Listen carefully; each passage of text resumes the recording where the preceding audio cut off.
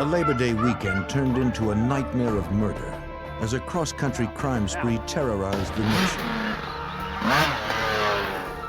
A pair of suspected spree killers traveled through state after state, leaving murder victims in their wake. Working against time, the FBI and local authorities marshaled their resources to stop the killings.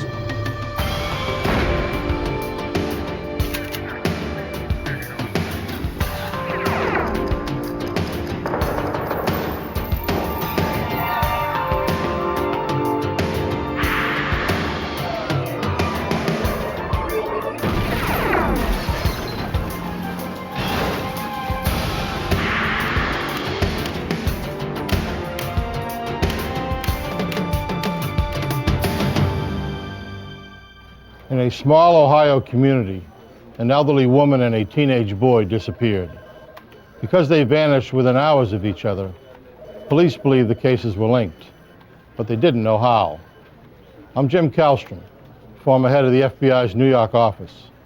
A trail of stolen vehicles and murder victims across 7 states led the FBI on a hunt for 2 serial killers. Their only hope of stopping them was to anticipate the killer's next move.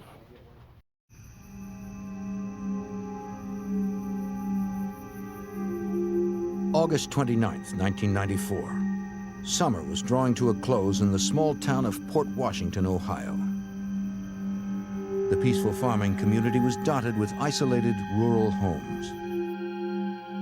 A 79-year-old widow, Ruth Loader, lived alone. Those of her family that lived nearby kept a close eye on Mrs. Loader since she was battling with cancer.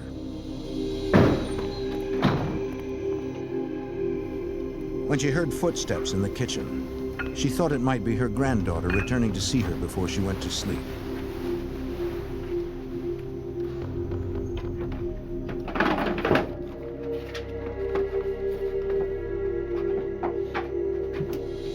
She discovered strangers instead.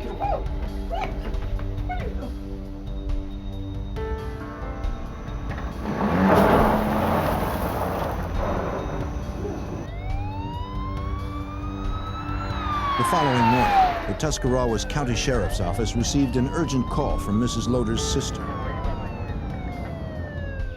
As was their routine, Mrs. Loader's sister and son-in-law came to check on the sick woman, but found Mrs. Loader and her car missing. Sheriff Walter Wilson, a detective lieutenant at the time, was the lead investigator. Family members had seen Mrs. Loader the evening prior to the morning of her disappearance. She was fine at that time. They had indicated to us that Mrs. Loader was recovering from cancer surgery, that she definitely needed medication, which was left behind. The family was worried since Mrs. Loader was so weak. She would become very ill if she was without her medication for long. Marks on the back door and damage to the door frame indicated it had been kicked in. The forced entry told the sheriff that the frail woman had not left of her own free will. Mrs. Loader's purse was left behind, but her cash was missing, along with the keys to her red Buick. Sheriff Wilson immediately issued an all-points bulletin for the widow and her car. Sheriff's Department. He knew that they'd have the best chance of finding her alive if they acted quickly. We felt very early on that Mrs. Loader obviously had been kidnapped. We immediately began a massive search for Mrs. Loader and her car. Then that involved all of the area law enforcement agencies. It involved numerous fire department personnel. Citizens from the area came out in droves and helped with the search for Mrs. Loader. I need you two to work rush. We're going to try to stay in this general area. Concerned over her fate, the community was united in its pursuit. The command center was formed in the Port Washington Fire Station, where authorities worked with volunteers to plan the urgent search for the ailing woman. If she didn't have her medicine soon, her condition could become critical. They had to find the grandmother before it was too late. Report back here every 2 hours and let us know, okay? Mrs. Loader was pretty well known in that area. It's a very good family. They're very highly thought of, and everyone was very concerned for her and felt obligated and really sincerely wanted to try to find her to help her. Mounted reserve units geared up to comb rougher terrain on horseback. Local police and neighbors searched fields and woods for any trace of her or the missing car. Sheriff's deputies from a neighboring county brought in canine units hoping to pick up a scent. The Ohio State Highway Patrol ordered their aircraft to scan roads from above. The extensive search turned up no trace of Mrs. Loader or her car. Special collections were taken at restaurants and grocery stores to help pay for additional personnel. Deputies alerted the media while family members posted flyers in neighboring towns, hoping to get the word out beyond the local community. Okay, thanks. These gentlemen will help you. Hi. That afternoon, a woman who knew Mrs. Loader called the sheriff's office with information and came in for an interview. Appreciate you coming in. You know, I heard about Mrs. Loader's disappearance. She told investigators that she'd seen Mrs. Loader's red Buick in town at about 11 p.m. the previous evening. She thought it was strange that the ailing woman would be driving that late. Though the light was dim, she could see that a young man was driving the car. It just kind of went Bushy and thrown back. not too bushy, not in The witness tried her best to help a police artist construct a composite sketch from what she could remember of the brief encounter. Is that him?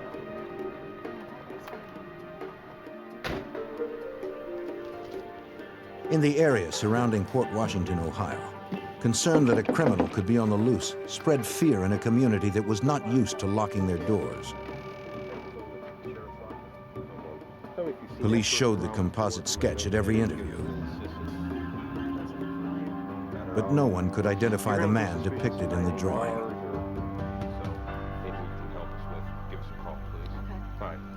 The day ended with no new leads.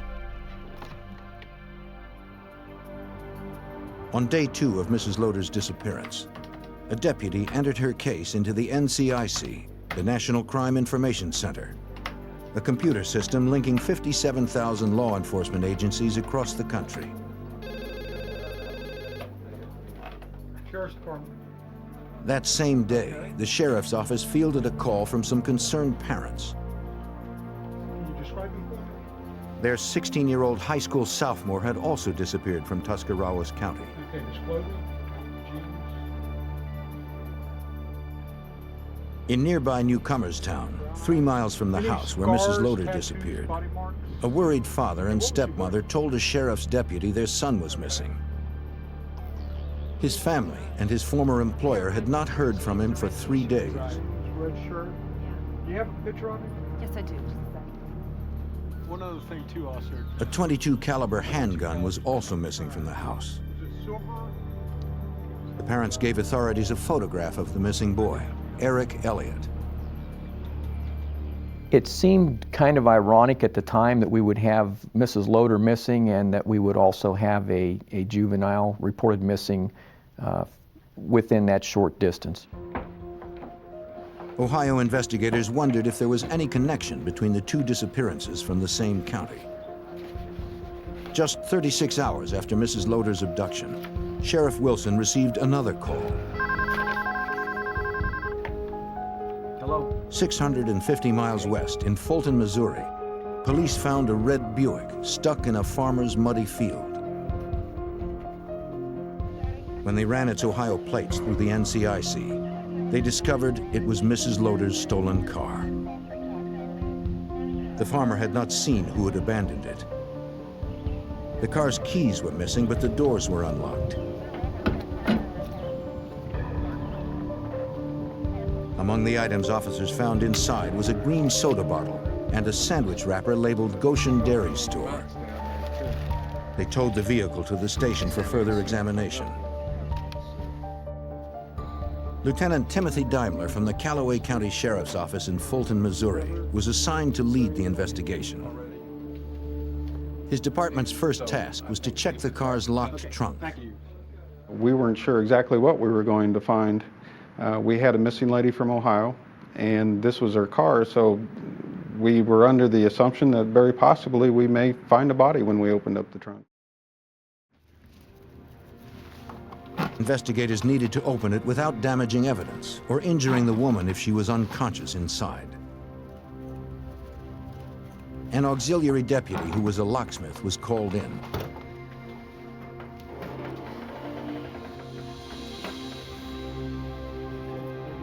They discovered the trunk was empty. After 3 days of searching, hope of finding Mrs. Loader alive was beginning to fade. On September 1st, an FBI evidence recovery team from Kansas City was called in, since the missing woman's car had crossed state lines. Agents worked with local authorities processing Mrs. Loader's car for forensic details. They gathered several sets of prints and hairs.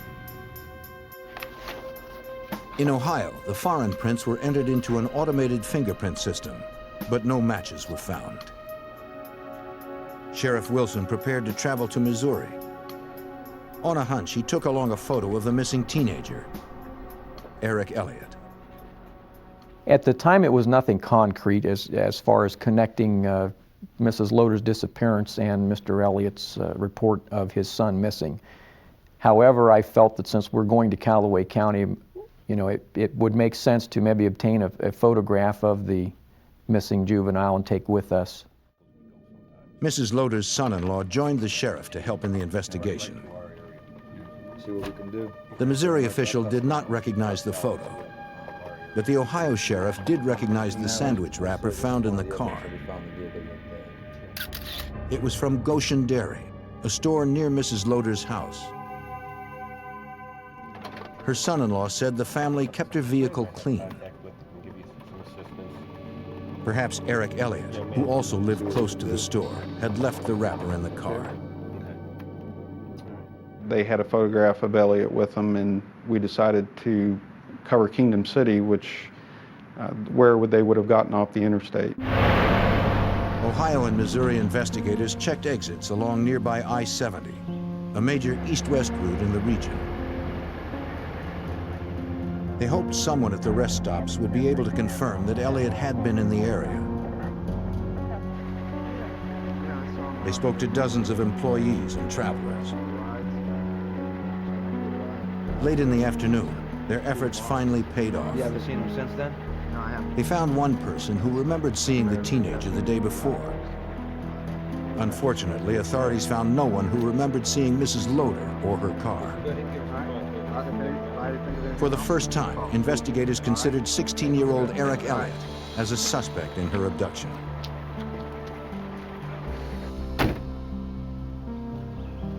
Missouri deputies also continued to canvass the rural Fulton area, inquiring if neighbors had seen anything unusual. At the house closest to the field where Mrs. Loader's car was found, an officer knocked on the door of an elderly couple, William and Flossie Brewer. He heard their dog, but the couple appeared to be out. Since their car was not parked outside, the deputy continued on. Authorities checked dozens of homes, but found no one close by who had seen Eric Elliott or Mrs. Loader. I was on my way home. After finishing that up, I received a page from the communications center that they wanted me to call them immediately. They told me that they had found two bodies at a farmhouse out on County Road 147. It was the home of William and Flossie Brewer, the house closest to the field where Mrs. Loader's car was found earlier that day. Authorities believe the two crimes were likely connected. 3 days after Mrs. Loader's disappearance, sheriff's detectives found the bodies of 86-year-old William Brewer and his 76-year-old wife Flossie in the basement of their home. Each had multiple gunshot wounds. They were slumped over. They were near the door. She had her hands tied behind her back, with what appeared to be a telephone cord, and he was on her right, slumped over also, and his cane was standing there right beside him. The detective also found the couple's dog faithfully guarding their lifeless bodies. An autopsy later determined that both Mr. and Mrs. Brewer had each been shot 3 times in the head with a .22, the same caliber weapon missing from Eric Elliott's home. The 16-year-old suspected in the disappearance of Mrs. Loader now became a suspect in the double homicide. There was no indication that the suspect had spent any length of time in the house before this occurred. So from the evidence, it pointed us that it had happened relatively quickly. Investigators found no signs of forced entry. In the basement, the door to the outside was covered with cobwebs, indicating it had not been opened. It was yesterday. Now, Investigators spoke with the Brewer's son. He said the couple's Oldsmobile was missing, along with several rifles. Missing from around the house. All were entered into the NCIC.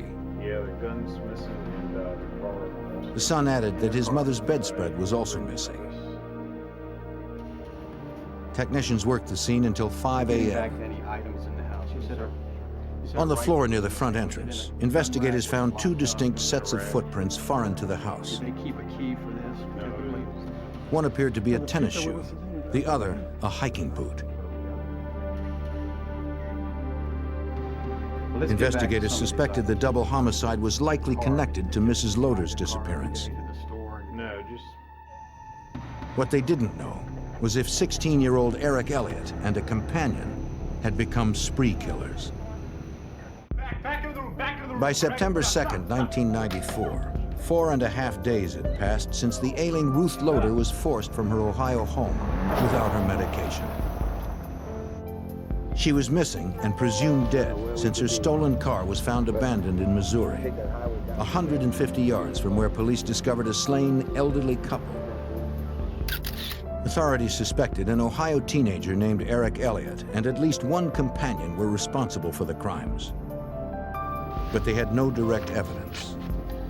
Lieutenant Timothy Daimler of the Callaway County, Missouri Sheriff's Department recalled that citizens in the surrounding areas were stunned. These are people that live in the rural community. They're used to leaving their doors unlocked. They do know everybody. And I think it was somewhat of a realization that, unfortunately, even though you do live in a rural community, that you still have to lock your doors and pay attention to when strangers are in your neighborhood. With 2 confirmed homicides and a likely third in as many days, local authorities turned to the FBI for help. Special Agent Peter Christ of the FBI's Canton, Ohio resident agency was assigned the case. To catch up with the suspected spree killer and his companion, they needed an idea of where Eric Elliott might be heading. So we were trying to get as much background information as we could. We were looking for relatives, uncles, aunts, cousins, friends. We were convinced that they were heading across the country, and we just needed to know everybody that there was a possibility that they would stop and visit, to either visit to say hello or get any kind of financial or moral support. Can I call you TJ? Yeah. You seem like a nice enough you. Agents asked one of Eric Elliott's friends to come in for questioning. The friend told them that Elliott had recently become very close to a young ex-convict named Lewis Gilbert. He said that Gilbert and Elliott had spent a lot of time together over the past few weeks. Both had been complaining about how boring life was in the small town and that there was no reason for them to stay. Gilbert was estranged from his wife and son, and Elliott wished to visit his birth mother in California. I just got out of jail. Hello? The friend added that the pair mentioned they wanted to do something that would make them go down in history and planned to start by stealing a car. They mentioned that we were drinking and got the talk. The last time he saw them was 5 days ago, when Gilbert and Elliott were walking along railroad tracks behind Mrs. Loader's house. Acting kind of strange, out of the ordinary. Because Elliott was a troubled teen, Agent Christ believed that he probably looked up to 22-year-old Lewis Gilbert, since Gilbert appeared to do as he pleased. It could have been. At the point when Gilbert befriended Elliott, he had been released from jail 2 weeks prior to that. Had a criminal history, had a history of getting in trouble. And at that point, we sort of felt that maybe Mr. Elliott was in awe or enamored with Mr. Gilbert because he did have that kind of criminal history background. Investigators dug deeper into Lewis Gilbert's past. The 22-year-old had served time for stealing a boat and breaking and entering. He had also been convicted of physically abusing his 3-month-old son. Though agents still lacked concrete evidence that Gilbert and Elliott were traveling together, they needed to find them as soon as possible to prevent any more killing. Our biggest concern at this point was that we suspected these two of Mrs. Loder's disappearance. They were strong suspects in the killings and the double homicide in Missouri, and we were very concerned that this kind of activity would continue all the way across the country. Sheriff Wilson's first step was to see if anyone had seen Gilbert with Elliott at the Goshen Dairy store, close to Mrs. Loder's Ohio home. Missouri investigators had found a sandwich wrapper from the store in Mrs. Loder's abandoned vehicle. Does this look familiar to you? Yeah. It's one of our wrappers to our sandwich. The clerk identified the wrapper. Yeah. That you sell here at this store? She also remembered selling the sandwich and some soda to Gilbert and Elliott just after Mrs. Loder disappeared. Yeah. Authorities now had confirmation the young men were traveling together. Thank you. But 5 days had already passed since the spree killers had begun their cross-country rampage. The FBI quickly secured arrest warrants for kidnapping and burglary in the Ruth Loder disappearance. Though agents believed the pair was also responsible for the double homicide in Missouri, authorities still lacked evidence to formally charge them with those crimes. Agents weren't about to wait for someone to call in. Anticipating Gilbert and Elliott's westward movement, the FBI visited Gilbert's mother in Tahlequah, Oklahoma on September 3, 1994. The agent warned her that her son and his friend were armed fugitives, suspected of driving a stolen Oldsmobile with Missouri plates. It was possible that the pair would visit her for help. I need to know if you've seen them recently. Oh, they just left this morning. This morning? Yes. I see. The What's FBI had just missed them.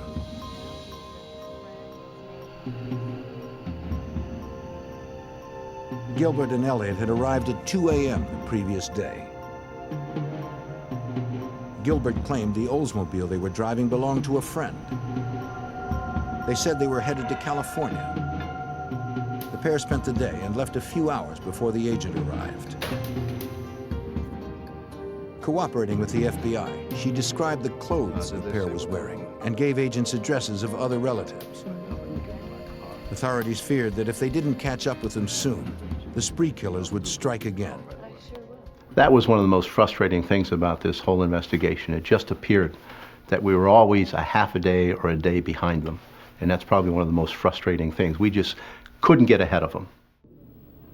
Because Eric Elliott was a minor, investigators needed court permission to distribute his photo. They got the go-ahead 36 hours after the double homicide in Missouri. Lieutenant Daimler added it to the nationwide bulletins for the fugitives.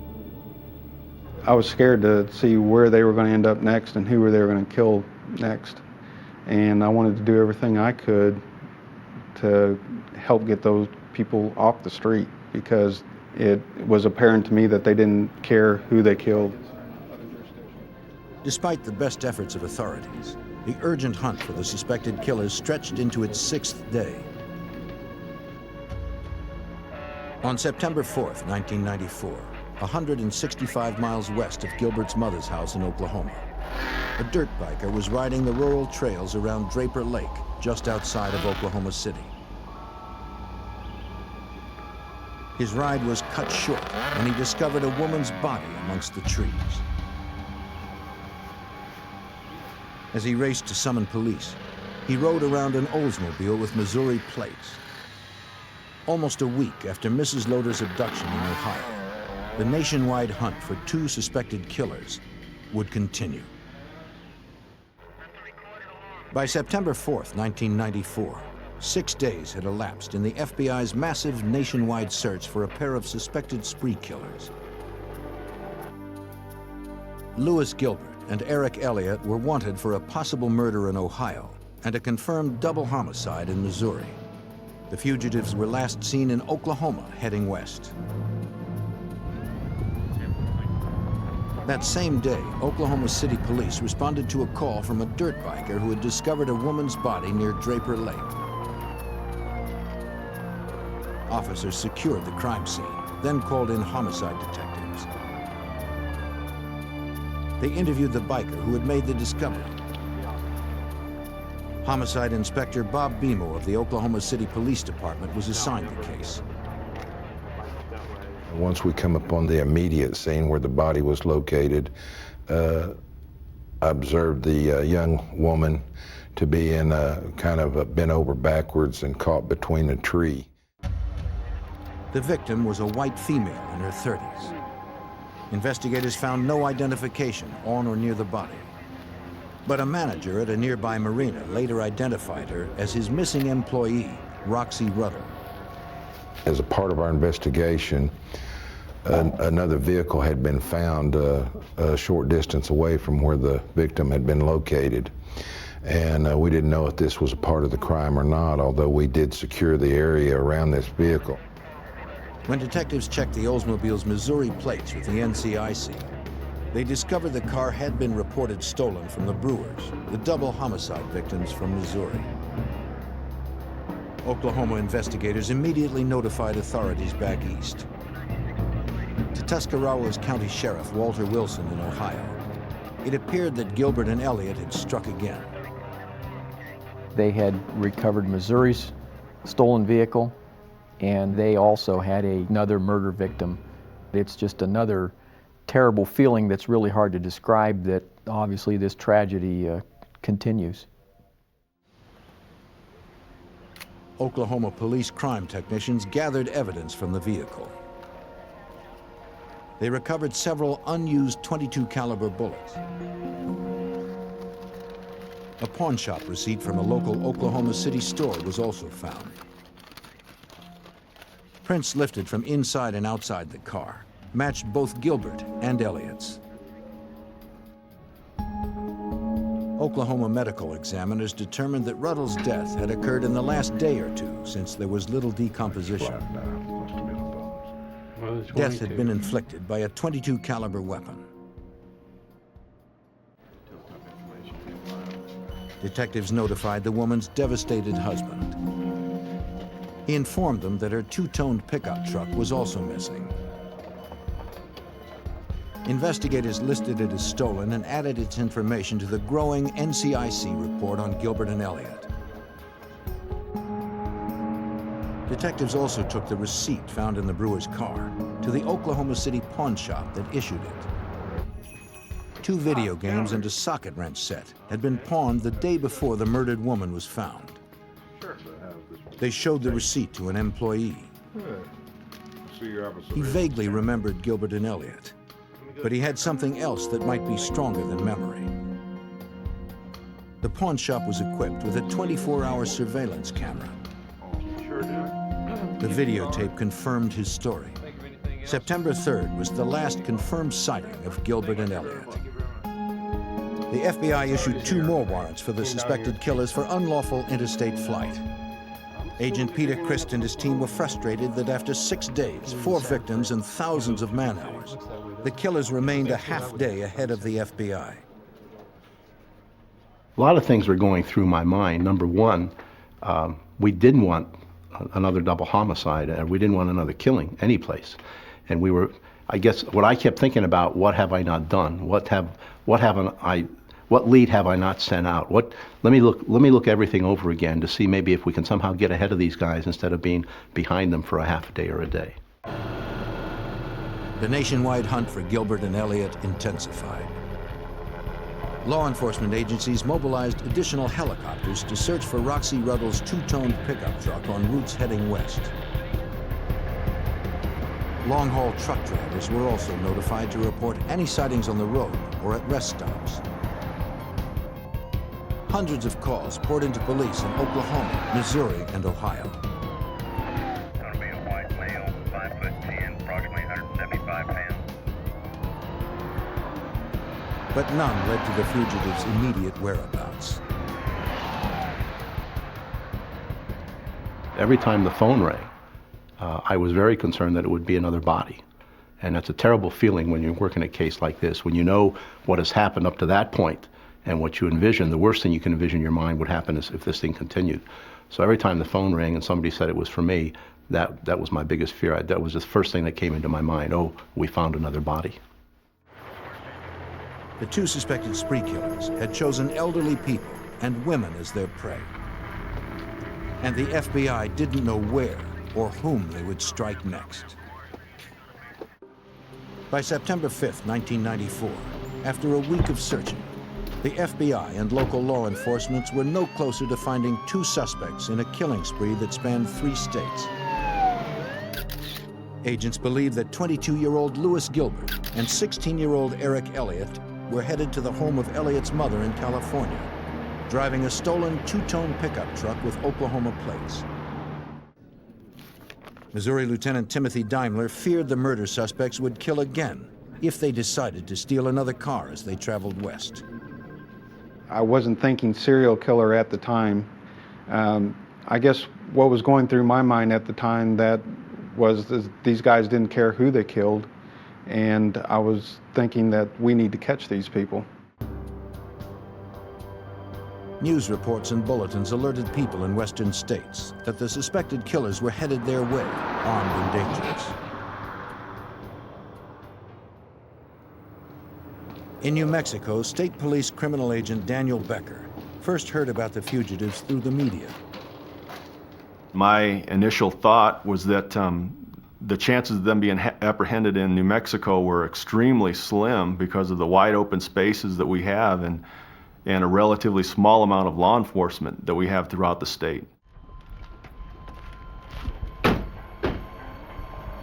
The same day the reports began to hit the news in New Mexico, Gilbert and Elliott stopped at the rural home of an older couple 15 miles south of Santa Fe.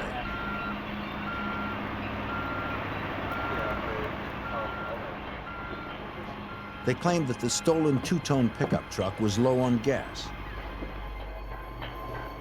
The couple agreed to help. The fugitives said they were on their way to California, but the woman was suspicious since she didn't see any luggage in the truck.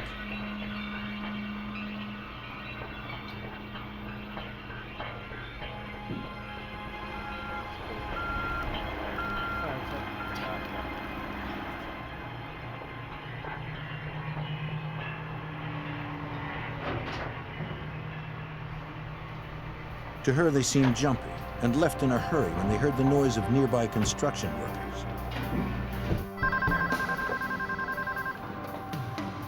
State Police Center, this is Carmen. The woman reported the sighting to the New Mexico State Police. But by the time units arrived to investigate, the two young men were nowhere in sight.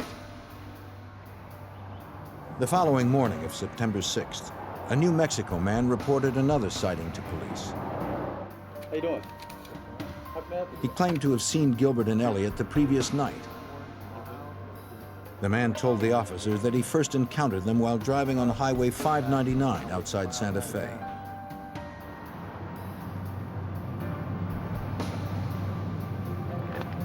The motorist saw two young hitchhikers and pulled over to pick them up.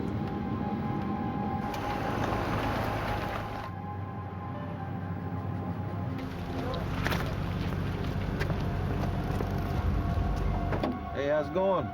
Thanks for picking us up. They said their pickup truck had gotten stuck in the mud. He didn't realize who they were until he saw their photos on the news the next morning, describing them as suspected killers.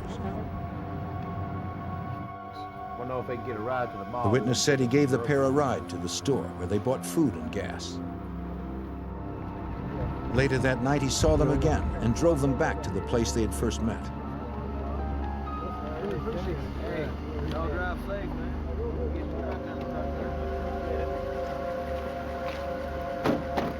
It was a desolate part of the highway.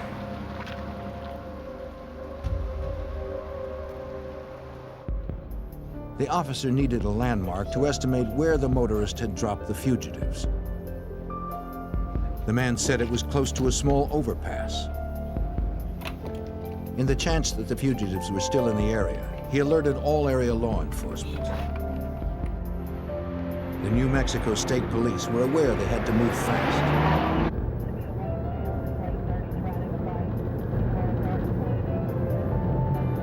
2 units raced to the location to conduct a search for any trace of the suspected murderers. They found the overpass in a remote area. Reports had warned that the Ohio men were armed.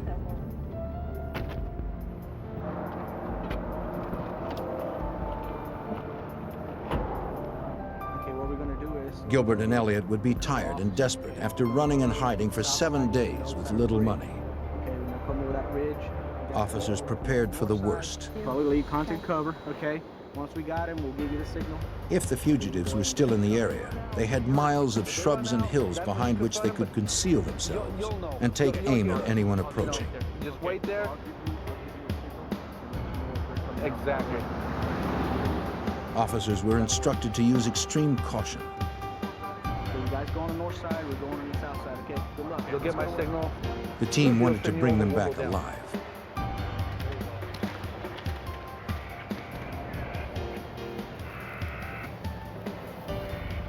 They scanned the dust for footprints, food wrappers, and soda bottles. Anything that might indicate the suspected killers were still in the area.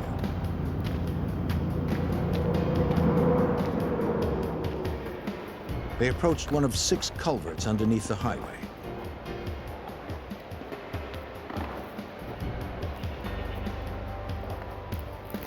Carefully, they moved forward for a closer look. One officer spotted 2 men lying on the ground inside, apparently sleeping.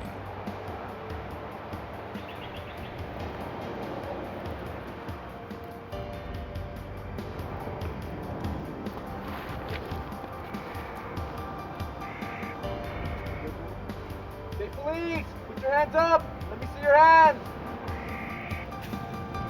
Put your hands up! Put your hands up! Put them up! Be smart! Put your hands up! One of the startled men appeared to be groping for his gun in the dark. In the next split second, officers had to decide whether they needed to use deadly force to stop the suspected spree killers. On September 6, 1994, New Mexico State Police were within a few feet of murder suspects Louis Gilbert and Eric Elliott. The fugitives reached for their weapons, but chose not to die. After a murder spree that took the lives of 4 victims in less than a week, the pair was arrested without a struggle. The 1,800-mile chase had ended. FBI Special Agent Peter Christ got the news of their arrest in Ohio. My reaction, of course, when I received that news was a tremendous sigh of relief. The first thing I wanted to know was, after they'd been caught, were there any bodies, were there any unsolved homicides close to where they were arrested? Of course, the answer was no. Just a tremendous sigh of relief that this whole thing was finally over. Officers recovered a .22 handgun and a green soda bottle at the campsite where the pair were apprehended. They also found the bedspread belonging to the murdered Mrs. Brewer. State police found Roxy Ruddle's stolen pickup 2 miles away near a racetrack in Santa Fe. Like their other 2 stolen vehicles, the truck was stuck in the mud. Examining fingerprints, crime scene and lab investigators matched personal items to the murdered woman in Oklahoma City. Investigators also found another green soda bottle, the same brand they had found under the culvert and in Ruth Loder's car. Eric Elliott and Louis Gilbert were taken to the New Mexico State Police District Office in Santa Fe. If they could turn one against the other, their prosecution would be assured. 16-year-old Eric Elliott made one phone call to his father in Ohio and refused to say anything about the killings. Now it was Louis Gilbert's turn. The ex-convict waived his rights and agreed to be interviewed. New Mexico State Police criminal agent Daniel Becker had little time to prepare. Gilbert revealed very little during the first hour of our interview about these killings. A couple times he made mention of, I asked him if he had did this out of for some justifiable reason or if he's a cold-blooded killer. And he responded by saying, one of those.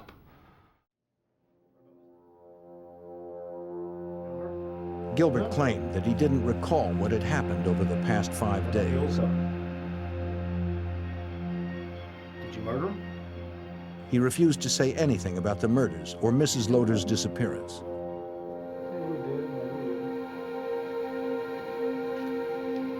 Frustrated, the investigator left the room. A few moments alone was all Gilbert needed. After we had taken our first break, Gilbert began to open up a little bit more, and he actually made an admission that he had killed between 1 and 5 people. And when I had asked him why he'd killed people, he said for stupid reasons. Gilbert began by recounting the day he met the woman in Oklahoma.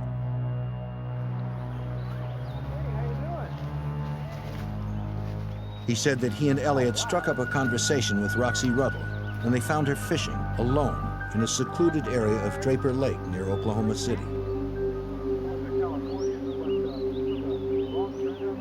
They told her that their car was stuck in the mud and needed a ride back to town.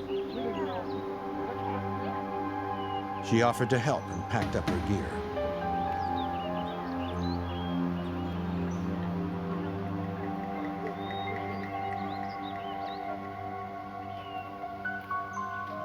Her pickup truck was parked just up the hill. Give me the keys. Now, come on, quick. Tie her up. When her back was turned, Gilbert pulled the .22 pistol Elliot had taken from his parents' Ohio home. Then Gilbert told Elliot to tie Ruddle's hands. Gilbert said Ruddle cried and asked them not to hurt her. Elliot stayed behind while Gilbert marched Ruddle into the woods.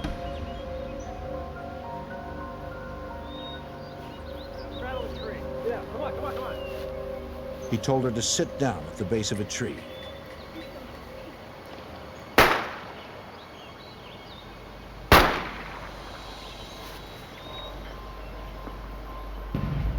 Then he shot Roxy Ruddle.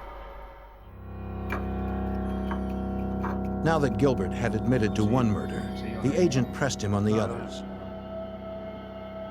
He asked the confessed killer to describe what had happened in Missouri the day before he got to Oklahoma.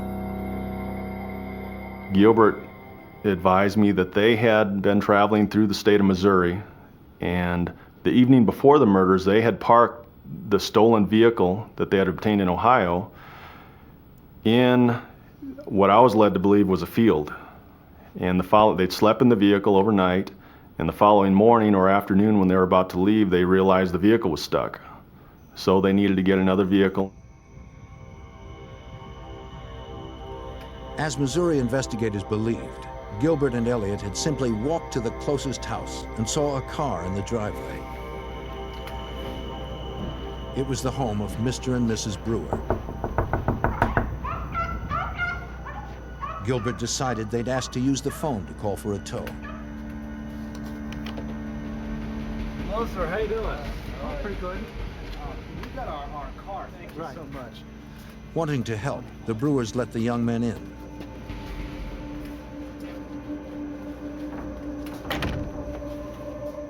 Once inside, they learned that they didn't have a telephone book, so they couldn't come up with a number to call for a wrecker. And it's at that point that Gilbert told me that he decided, or they decided, that they were going to kill the Brewers. Come on, move it. They led the grandfather and grandmother into the basement. Back to me. Keep going.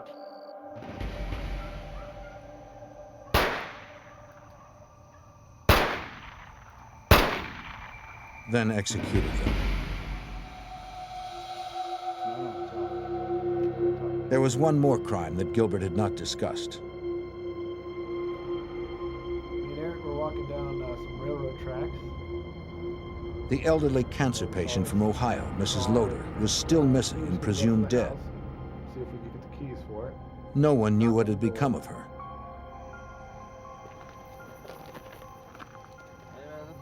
On the evening of August 29, 1994, Lewis Gilbert and Eric Elliott approached Mrs. Loader's Port Washington home to steal her car.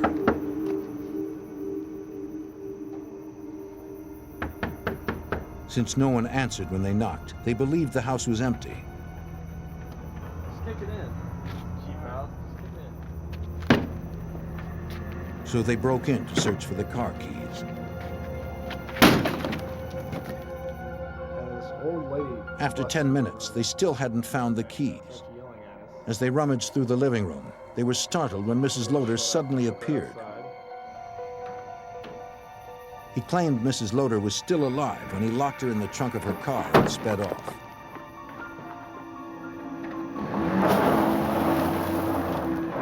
They got about 4 miles outside of town in a wooded area, and they pulled up alongside of a guardrail and parked, got outside.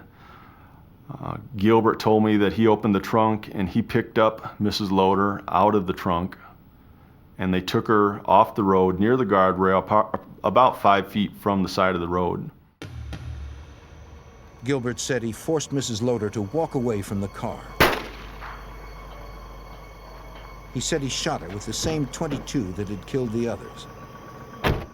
We drove a little ways and Gilbert had finished his description of the murders. But he hadn't told the agent where they could find the murdered Ohio woman. We knew it was crucial to find Mrs. Loader's body, both as evidence so this murder could be prosecuted, and also just simply as closure for the family so that they could find her and make for proper arrangements for a funeral.